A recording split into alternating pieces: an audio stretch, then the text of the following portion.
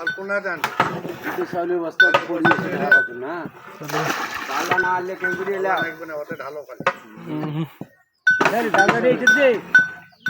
আমার খড়ির ব্যবস্থা করো ওই না স্যার ভাই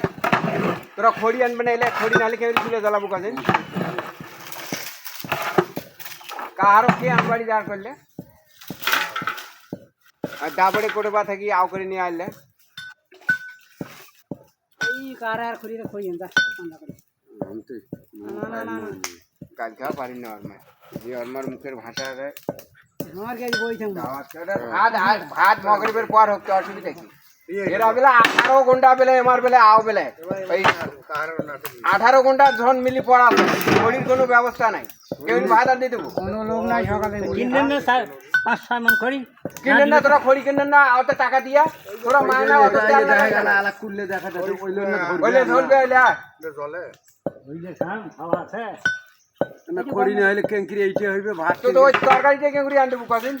এইটা জলে দিলে এইটা ভাত করে দেওয়া গেল